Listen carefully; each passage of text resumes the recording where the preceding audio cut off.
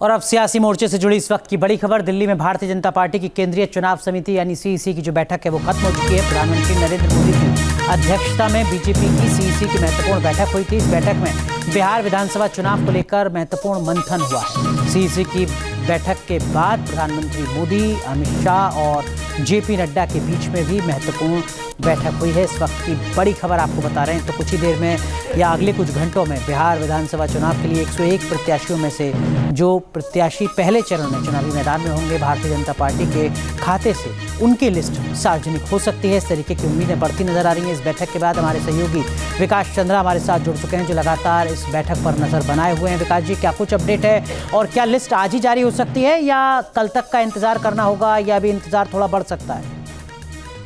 देखिए अनुराग, केंद्रीय चुनाव समिति की बैठक तो खत्म हो गई है, लेकिन प्रधानमंत्री नरेंद्र मोदी, गृह मंत्री अमित शाह, बीजेपी के राष्ट्रीय अध्यक्ष जेपी नड्डा, धर्मेंद्र प्रधान, ये अभी भी अलग से बैठे हुए हैं। इसे कह सकते हैं कि दूसरे दौर की सीईसी की बैठक चल रही है। हालांकि इसमें कई सारे अन्य मुद्दों पर भी चर्चाएं होती हैं, जिसमें प्रधानमंत्री की रैली और उनकी सभाओं पर भी चर्चा इस बैठक में हो जाती है। तो अभी सभी ये 4 नेता अलग से बैठे हुए हैं, बाकी सभी सदस्य जा चुके हैं। तो उम्मीद की जा रही है कि आज देर रात तक जो बीजेपी की पहली सूची जारी हो सकती है, क्योंकि अब तक सीईसी की बैठक इसलिए नहीं हो रही थी कि एनडीए में सीटों का पेच फंसा हुआ था। तो वो पेच सुलझते ही सीईसी की बैठक हुई है और बैठक समाप्त हो गई है। जो जानकारी मिल रही है उसके मुताबिक लगभग पहली सूची 60 लोगों की, 55 से 60 लोगों की हो सकती है, जिसमें उम्मीदवारों का नाम होगा। और ये भी जानकारी आ रही है कि कुछ एमएलसी जो है उनको भी उम्मीदवार बनाया जाएगा। जिन लोगों की उम्र 75 साल से ऊपर है उनको उनका टिकट काट दिया गया है और लगभग 20% जो सीटिंग है उनका टिकट भी इस सीईसी की मीटिंग में काटा गया है। हालांकि अब अंतिम सूची जब आएगी तभी सब कुछ स्थिति साफ हो पाएगा कि कितने लोगों को, नए लोगों को मौका दिया गया और कितने पुरानों के टिकट काटे गए हैं। लेकिन हाँ, सीईसी की बैठक समाप्त हो गई है। प्रधानमंत्री अभी भी बीजेपी मुख्यालय में बैठे हुए हैं और एक अलग से बैठक उनकी चल रही है। ठीक है, लेकिन विकास जी, जो बुनियादी बात आप कह रहे हैं वो ये कि 20% सिटिंग एमएलए के टिकट काटे जा सकते हैं। कुछ जो एमएलसी हैं बिहार में उनको चुनाव लड़ाने के लिए बोला जा सकता है। कुछ और बड़े चेहरे भी क्या चुनावी मैदान में प्रत्याशित तौर पर नजर आ सकते हैं? विकास जी, काफी दिनों से अगर कहें तो बीजेपी में इस बात को लेकर चर्चा चल रही थी कि कुछ केंद्रीय मंत्री हैं, जिसमें तो गिरिराज सिंह का नाम, नित्यानंद राय का नाम भी चल रहा था कि उन लोगों को भी मैदान में उतारा जा सकता है। और खासतौर पर जो पूर्व सांसद हैं उन्हें भी मैदान में उतारा जा सकता है। तो इस तरह की संभावना है। हालांकि बाद में बात सामने आई कि जो मौजूदा वक्त में सिटिंग सांसद हैं या जो मंत्री हैं, शायद उनको उम्मीदवार न बनाया जाए, लेकिन पूर्व सांसदों को उम्मीदवार बनाया जा सकता है, पूर्व मंत्रियों को भी उम्मीदवार बनाया जा सकता है।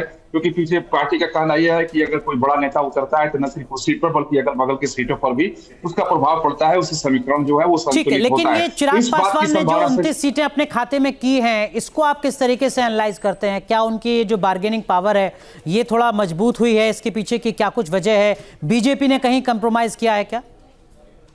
जी बिल्कुल, आपने सही कहा कि देखिए इस पूरे प्रकरण में आप देखिए पटना से लेकर दिल्ली तक कई दौर की मैराथन बैठक होती रही। चिराग पासवान अड़े रहे, उनके घर पर लगातार केंद्रीय नेता दौड़ते रहे। उसके बाद चिराग पासवान बहुत हद तक अपनी मांग मनवाने में कामयाब हुए।